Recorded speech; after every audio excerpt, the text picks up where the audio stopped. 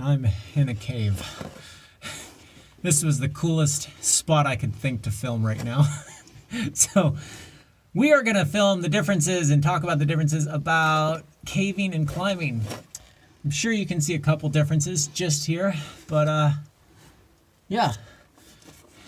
We're gonna do that in this episode, but I'm gonna get out of this car. I'm just so uncomfortable. Oh, quit whining. I'm not whining. I'm just not gonna do the rest of the intro here. I'm gonna grab my safety helmet. Did it. So uncomfortable.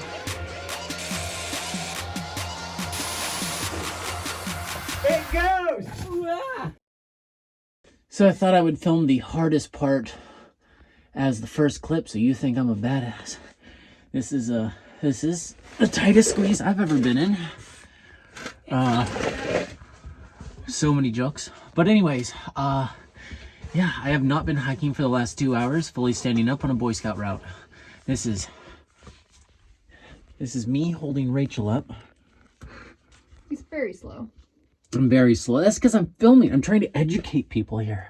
Does this look as tight as it is? Mm-hmm. Yeah, your boots are the floor to ceiling height. I want this to look as hard as possible. Oh look, a tight squeeze. We should go in there, friend. Let's explore. Oh look, more tight squeezes. Hey, we should call this caving. Hi, I'm Ryan Jenks and welcome to an entirely different day.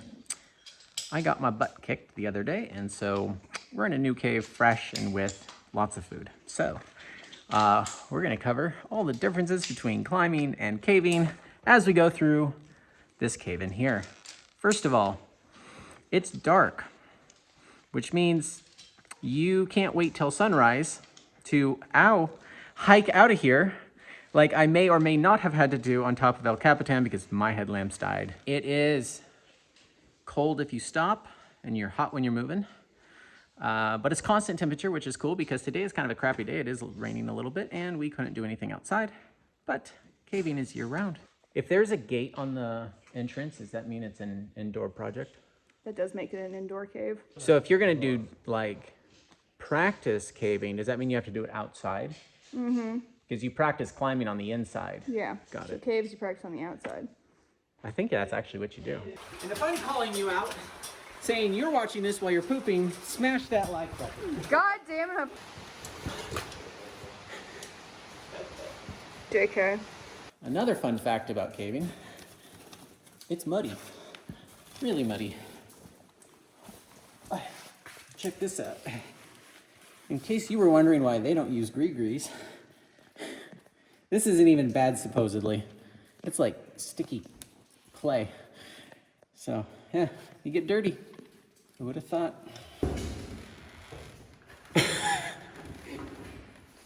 So that worked. Caves are three-dimensional, by the way. And hold on, I gotta look at the drawing on how this works. I can correctly identify that I'm not good at this. That's the first step of being safe. So another fun fact is caves are three-dimensional. They go everywhere, which I know you know that if I say it, but really, climbing is very two-dimensional compared to this. Caving harnesses have one gear loop. That's a bonus gear loop that I added just for you. That's a bonus gear loop. So if I'm wrong, I will mildly shock load this asunder. Yeah, so we go down and up and down and up and around and over. So it's very interesting. There's no summit. It's very three-dimensional. So the difference between climbing and caving is when I'm climbing, at least during the day, I know how far I am above the ground. Supposedly there's something below me and I can't see the bottom of it. So, and everything's slippery. You can't even hang on to this stuff. This is insane. Oh, you don't want ropes rubbing. That's another very interesting fact. I think we do that a lot in climbing. When ropes touch rocks, they go bad. The sheaths, they got big, thick, double sheath ropes that are why the ropes are so hard to work with, but they still cut through. So I have a bad sense of direction when I'm on the ground going in a two-dimensional space. I am so turned around in here. I have no idea how many times we curly cued. I don't know how naming is in climbing, but this is new pit because it was new. We just passed the blind 109 because it's 109 feet, doesn't go anywhere. And there's a nice pit because it looks nice. It's pretty creative. Yeah, like those ones we did up there, Smoky 1, Smoky 2. That's all because Smoky found them. There's a lot of routes. Named after people. Yeah. Another fun fact, I can't get hurt down here because it would be very difficult to get me out. You mean the helicopters can't come for you? There's no helicopter airlifting out of here. Or cell phones or SOS thingies. So What about our emergency flares? yes, you can just shoot those off anywhere you want, particularly in small, wet tunnels. But seriously, like, this is why my mother freaks out when I tell her I'm going caving, because even she knows that getting hurt in here is way more serious than if you got hurt outside, where your cell phone works and other people can get to you easy. There are places outside that are in the middle of nowhere, technically, that are just as hard for evacuation. I'm just excavating the shit out of this place and evacuate people, like higher than helicopters fly, like in Vertical Limit. You learn stuff from movies. Have you seen The Descent? A long time ago. I just watched Sanctum. It's such a bad movie. Did it? Like, I can tell how fake the cave is. And everyone said that the cave looks they don't nice. film in real caves? Not much of it. I can see the styrofoam. They start with open air pits and then they go into the studio. Yes. In both sports, you don't want to kick rocks on anybody. But if this was climbing, I would be getting ready to get on rappel. And so I'm like just on it as fast as I can. But there's so much crap around here, I could drop stuff. Not only that, things ping pong. Where you throw it away from the person and guess what? It hits the walls, bounces back, and pegs them square in the ribs. Mark, I'm so sorry for that time that I did that to you. Do you belay with the gree-gree? We do use the gree-gree. Ethan's a master at managing the mud at this point. I don't know how, but... Does it hold? Y'all have had it crap out on y'all, haven't you? Have you taken a lead fall on it? I've never fallen, thankfully. None of us have ever Thankfully. fallen. You're supposed to be able to, so hopefully it works out I'm for you. planning on falling, but Hopefully you don't land on the drill bit. Yeah, that's a fear I have. All right, so I was about to say there's no erosion down here, but that's literally all this is. However, it's not like the kind that is outside where it cleans stuff off. Yeah, just stuff doesn't ever get cleaned, and you only, like, you can have bad rock. I'm sure there's good rock around here. Maybe. Not much of it.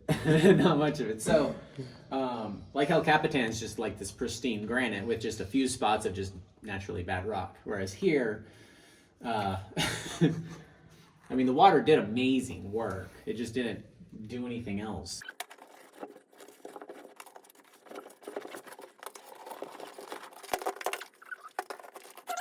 Wait a minute, no. Caving isn't fun. Don't go caving! Caving happens in the dark. Caving happens in tight holes. Therefore, you should not cave. They wouldn't take me rope jumping, so.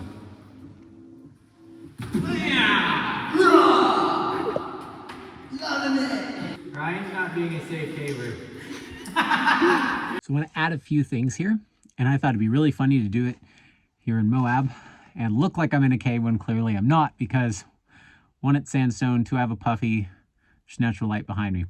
Anyways, I want to bring up the ropes and how and when they're used.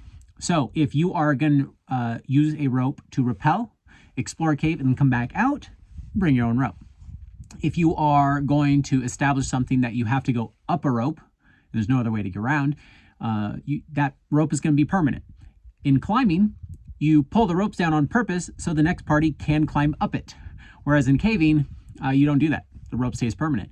And so we actually broke tests somewhere in here, a rope that's been underground for like 40 years. And we're going to do actually a lot more break tests, things like that. So if a rope is going to be up for a long time, you don't want it to be rubbing rocks.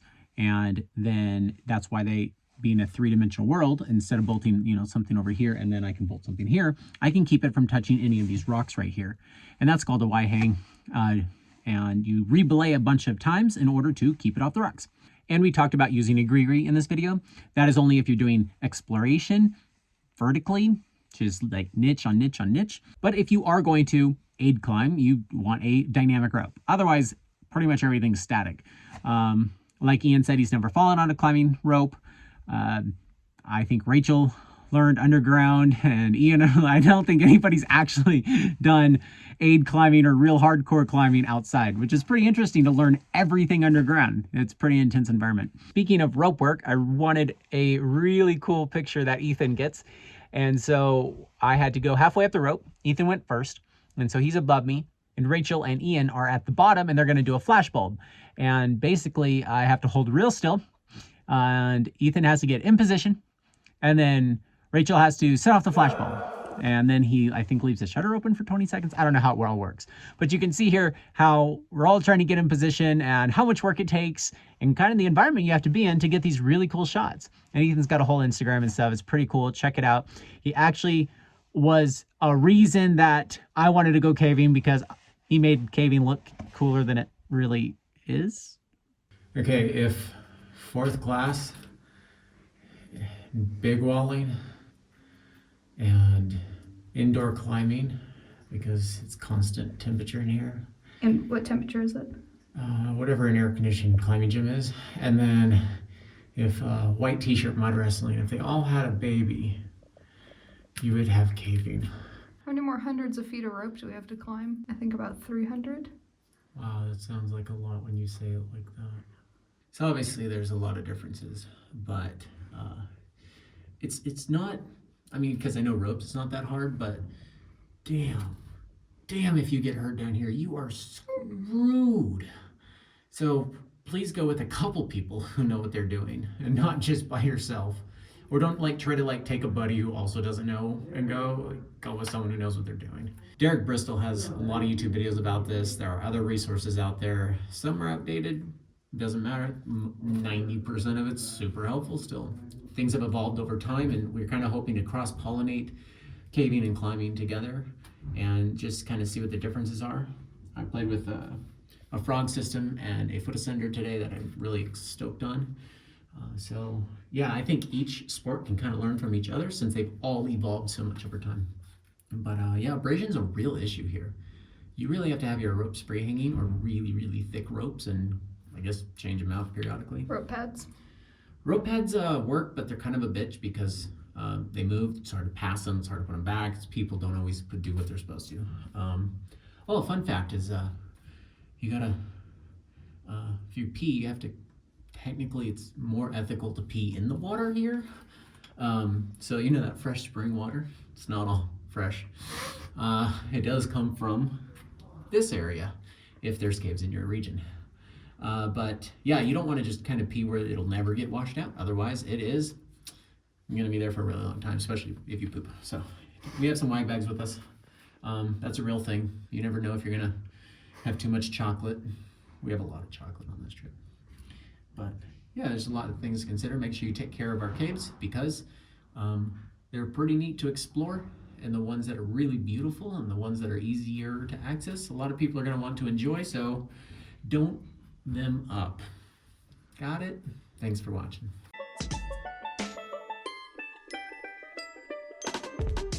What are you guys debating right now? Dying. And what's the alternative, Ian? Living. Yeah, living. So why do you feel like you guys have to go and see that over there? Can you hear the noise? Are you contemplating actually getting in that water? I am, yes, because I have lost all hope that there's new cave, and it sounds like there's cave over there. You're super into finding new caves. Yes. Don't they all look the same though? Yeah, but possibly no one's ever seen what's over there. Plus, there could be a dome. Because you hear a waterfall. Yeah, well, it's up mountain. I'm doing it. You want to go with me, Ethan? Because only one of us should go. I go here. I'll do it if you don't want to. Fucking. Are y'all dressed the same for a reason? No, that happened this morning. We thought you'd think we're weird. It's clear he put his on second. It'd be a shame if anyone thought y'all were weird. Yeah. I'll be fine. Well, take an extra lamp. Put it in your pants. So I'm gonna get Ian mostly stripping down naked to now. compression shorts is a very normal thing with caving with these If there two. weren't other people here, I'd definitely be getting naked. I mean, that's how they did it in Mammoth for the French Connection. They connected rappel to God, me. I'm so jealous of you. I'm gonna regret this. No, you're not.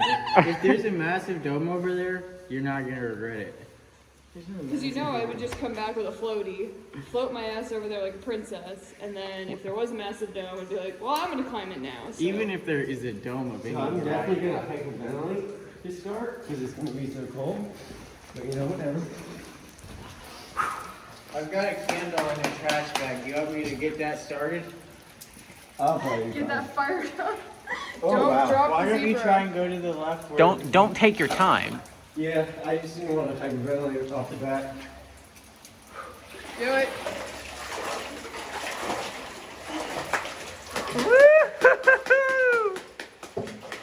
You good? Hell yeah. That was fun. You good? It seems like the waterfall isn't that far away yet. He's taking his dandy time. You know? Maybe he froze in place. That could be. Cross first before I freeze you to death. Okay. You're doing a great job. Oh, yeah. Thanks for taking one for the team in the name of exploration. No worries. Not that bad. Okay. So, I need a better flashlight. But, Yeah. Did you bring a spotlight? I did, yeah. I got the one on top of my head. There's a nice black hole in the ceiling. Whoa. Domes. Probably could get there via that side lead. Also, there's like 2 3-foot cascades. And then it gets kind of like a small crack, but you could definitely follow it up. But I have no shoes on. And I'm also mostly naked. And it was pretty sharp and cold. So that was fun. I'd recommend it.